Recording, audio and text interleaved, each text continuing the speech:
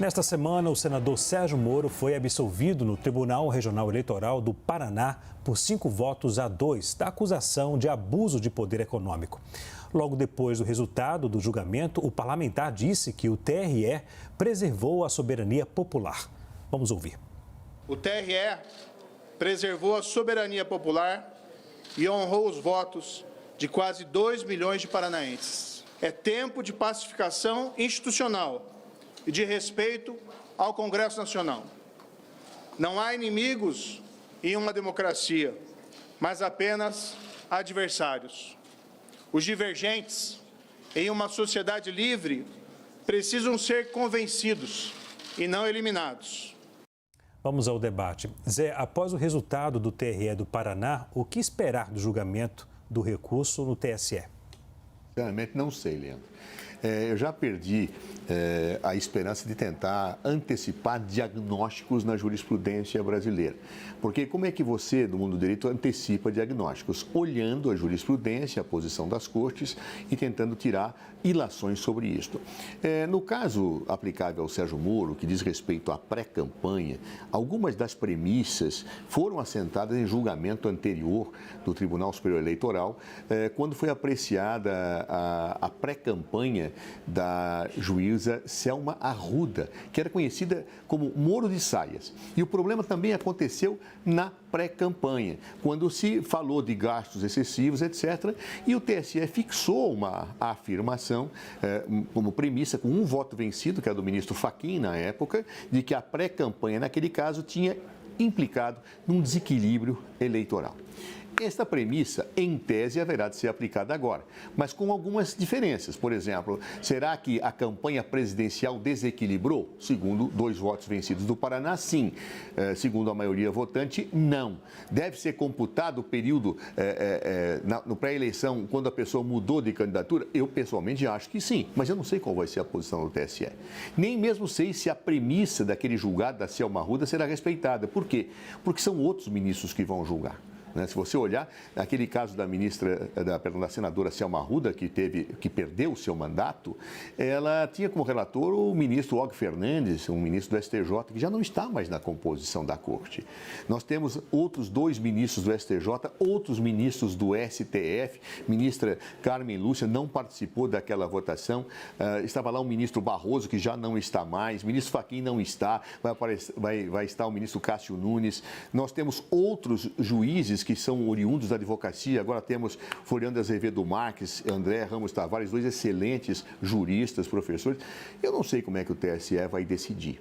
Tá? Eu posso dizer o seguinte: a tomar-se a premissa da Selma Arruda, mais a avaliação que pessoalmente eu acho correta, dificilmente Moro escapará de uma decisão do TSE pelo desequilíbrio, pela falta de isonomia efetiva, pelo fato de ele ter disputado antes uma candidatura à presidência e depois se aproveitado dos benefícios dessa campanha nacional, porque o Paraná está dentro do Brasil, para a sua campanha específica.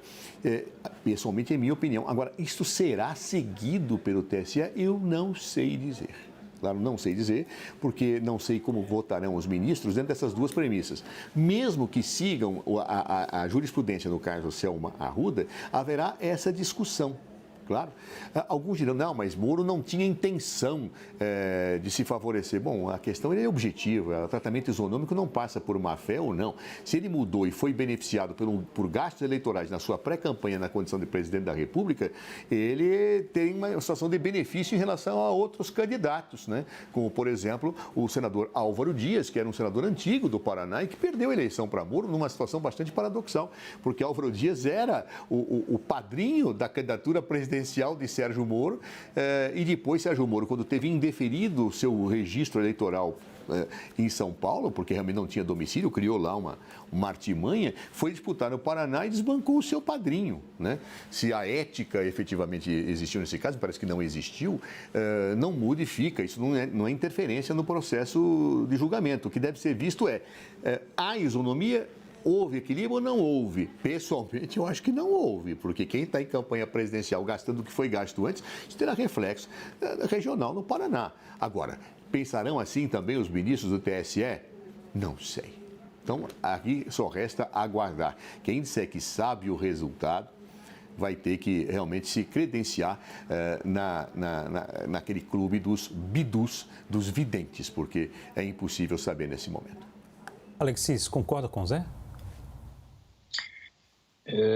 Nessa questão do Moro, eu entendo o seguinte, né? Eu vou falar um pouco da campanha, porque eu vivi isso. Primeiro que ele saiu como candidato pelo Podemos, né? E lançaram tal, e tinham toda a intenção de ser o candidato à presidência pelo Podemos, que promoveria o Podemos também, né? Então havia grandes eventos no Brasil e tudo mais. Mas quando a coisa começou a andar, essa questão de excesso de recursos, acho que era justamente isso que azedou a coisa, porque ele chegava nos lugares, não tinha ninguém, não tinha estrutura, não tinha dinheiro, coisa nenhuma.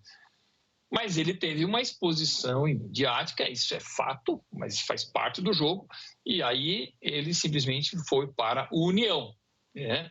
E no União a coisa não era mais para ser candidato à presidência, porque a União nem tinha esse interesse, ele tinha outros acordos. E aí começou a questão para deputado federal, ou senador por São Paulo, deu errado, foi para Paraná, que era a residência dele, e acabou sendo eleito. Então eu não vejo, mesmo que seja boa-fé, má-fé, eu não vejo que houve um plano nesse sentido, ou que ele foi beneficiado nesse sentido. Houve um desfecho natural de partidos que não queriam que ele fosse candidato à presidência, que eventualmente, se a União quisesse que ele fosse presidente, ele manteria essa candidatura, tá certo? Mas não foi o caso.